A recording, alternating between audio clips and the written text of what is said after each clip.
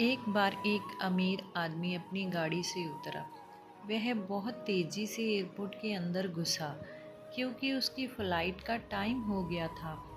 जैसे ही वह प्लेन में बैठा, अपना लैपटॉप खोलकर बैठ गया। वह खुश था कि टाइम से पहुंच गया।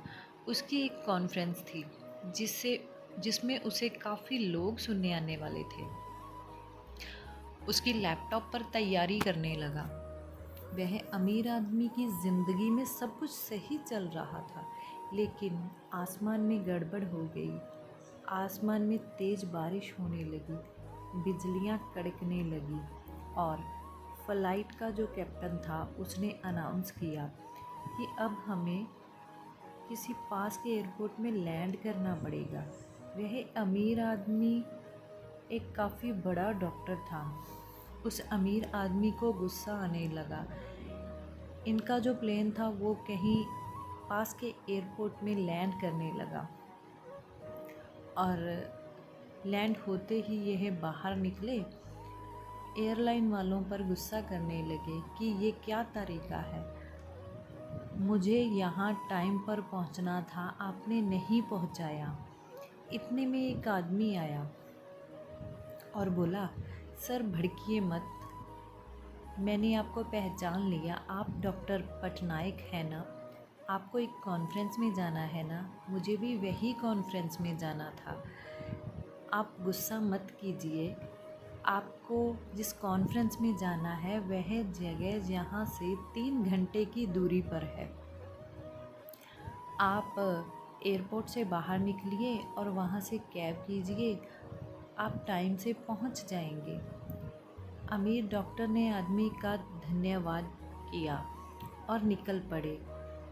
वह अमीर डॉक्टर ने कैब किया और उसको कैब ड्राइवर को बोला कि मेरी एक कॉन्फ्रेंस है, मुझे वहाँ जल्दी पहुँचना है, आप जल्दी पहुँचा देना। मेरी ज़िंदगी में पहले ही बहुत प्रॉब्लम चल रही है।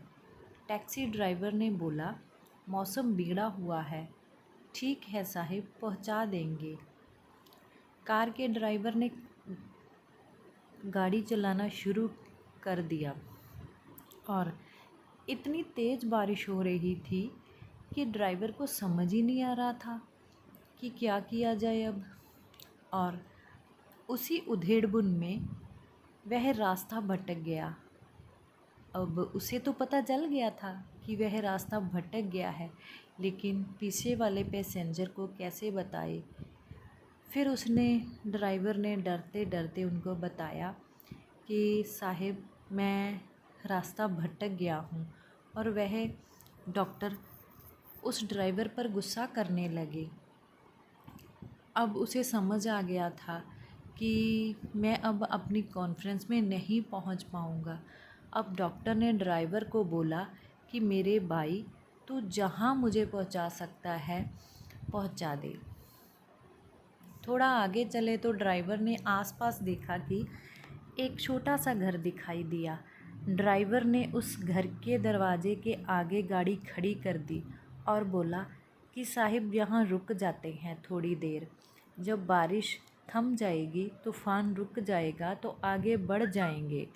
डॉक्टर ने दरवाज़ा खटखटाया और अंदर से एक बूढ़ी अम्मा की आवाज़ आई। बोले कि जो भी है अंदर आ जाओ, परेशान ना करें। इन्होंने डरते हुए दरवाज़ा खोला और अंदर देखा कि बूढ़ी अम्मा पाठ पूजा कर रही थी, प्रार्थना कर रही थी।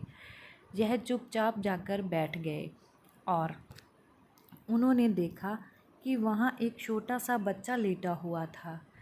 बूढ़ी अम्मा ने अपना पाठ पूजा ख़त्म किया और इनको पूछा, क्या पिएंगे? पानी पिएंगे या चाय लेंगे? तो अमीर डॉक्टर ने बोला, आपका धन्यवाद, अगर आप मुझे अपना फ़ोन दे देंगी तो। बूढ़ी अम्मा हंसने लगी और बोली, यहाँ गांव में कौन सा फ़ोन, कौन सी बिजली। आप एक काम करो, बैठो आराम से, जब बारिश थम जाए, रुक जाए तो चले जाना। और यह जो व्यक्ति थे उन्होंने बोला, बड़ी अच्छी हैं आप, ऊपर वाले का धन्यवाद जो आपसे मुलाकात हो गई। तो बूढ़ी अम्मा ने कहा, ऊपर वाले का धन्यवाद तो मैं तब करूँगी जब मेरे पोते का इलाज करने वह डॉक्टर आ जाएंगे। जब मैं अपने पोते का इलाज वहाँ उनसे करवा लूँगी, तब करूँगी ऊपर वाले का धन्यवाद। अमीर डॉक्टर ने बोला कि क्या बात है। फिर बूढ़ी अम्मा ने बताया कि मेरे पोते को एक ख़तरनाक बीमारी है और इसके माँ बाप अब ज़िंदा नहीं हैं, इसका मैं ही एक सहारा हूँ। जहाँ आसपास के डॉक्टरों ने बताया है कि मेरे पोते को एक ख़तरनाक बीमारी है जिसका इलाज एक डॉक्टर पटनायक दिल्ली में जो रहते हैं वही कर सकते हैं। अब उनके पास मैं कैसे पहुंचूंगी यही नहीं मुझे पता, इसलिए मैं भगवान से प्रार्थना करती हूँ।